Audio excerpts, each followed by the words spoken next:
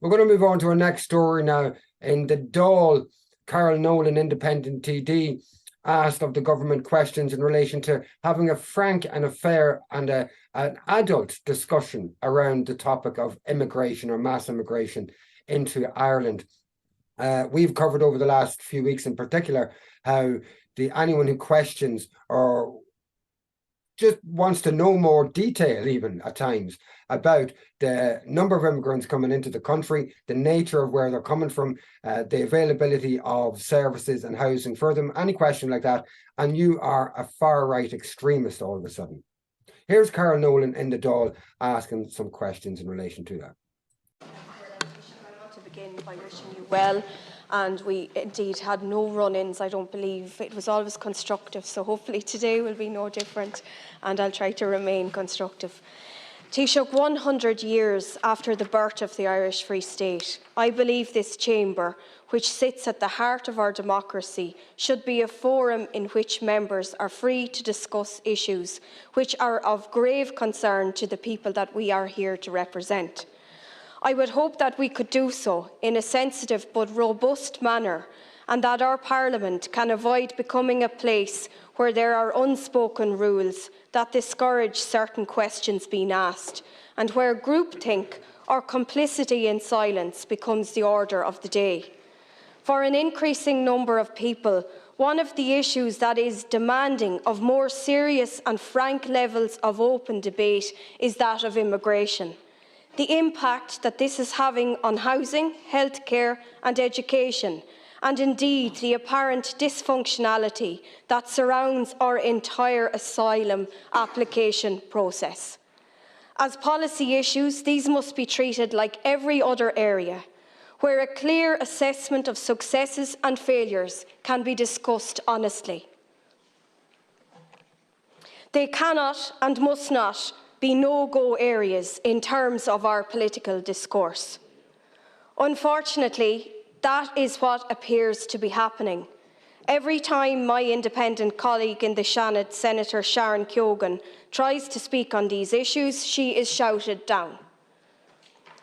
If I or my rural independent group colleagues try to raise concerns, we are accused absurdly and ridiculously of trying to tear apart the fabric of social cohesion. And yet, what we are saying is inevitably proven to be correct. Taoiseach, I, like many others, am deeply concerned about the pressure and the anger that is building up in communities relating to the way in which the state has chosen to house those seeking international protection. I am more alarmed that despite our obvious capacity deficits and the scale of emergency, hundreds of applicants were still in tented accommodation until just a few days ago, in freezing temperatures. We are at the tipping point of a real and profound social catastrophe. The rate of people entering the country from states and areas designated as safe by the EU is increasing by hundreds of percent in some cases. Our hotels are at maximum capacity here. Our emergency accommodation is beyond breaking point. Our own homeless numbers are breaking records, yet there seems to be no plan to press the pause button. Taoiseach, the key point here is that we need a sustainable solidarity. What we have at present is not sustainable. We need a system that is not burdened to the point of collapse, yet that is what we have. We have to adopt a new approach. We have to press pause. It is a painful but obvious truth that we must recognise. Do you agree? Thanks, Garvmagut.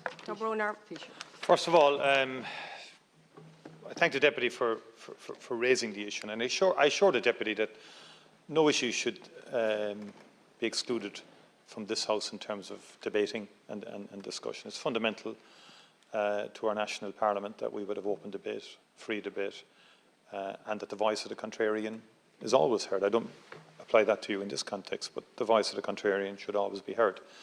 Groupthink is always dangerous, and we shouldn't always follow the herd on any issue, be it economy, be it education, be it anything. So that's the first point I would make.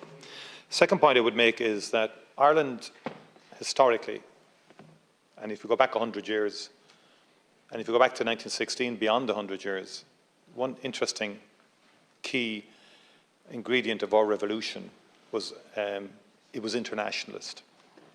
It was not a narrow nationalism. It was internationalist from day one. The idea of Ireland taking its place among the nations of the world. Our membership of the League of Nations, of the United Nations, has been about an adherence to and loyalty to a multilateral rules-based order. And what stems from that then is we having obligations as members of the United Nations, as members of the European Union laterally. We're now members of it, will be shortly celebrating 50 years of membership of the European Union. And that means when the international rules-based order is attacked, we can't stand alone as an island that's not impacted. The war in Ukraine is a war on the international rules-based order, being no doubt about it. Putin does not want a thriving democracy on his doorstep. That is fundamentally what's at stake. Issues to do with geopolitical security, he has raised those. They can be dealt with and can be agreed, and members of the European Union, leaders of the European Union have said to President Putin, you know, we're open for discussions to resolve issues to do with the security architecture of Europe. But he is bombing, as we speak, innocent women and children and families. He's bombing energy infrastructure. He is deliberately, as part of a hybrid form of warfare, creating a migration crisis, creating an energy crisis, and creating a food crisis. Now, I don't think morally we should stand aside. 66,000 people have come into this country from Ukraine. It is a huge challenge, that I acknowledge. The vast majority of the Irish people have opened up and said, we will do what we can. This is a wartime situation. That's what we are facing. We can't allow Putin win by sowing the seeds of division amongst us because of the pressures and challenges that inevitably arise because of the migration flows. More globally, in terms of international protection, climate change, more conflict in places like Ethiopia, in Africa, Middle East, are all leading to increased migration, not just in Ireland, but across the world. That is a reality we're going to continue to have to deal with into the future.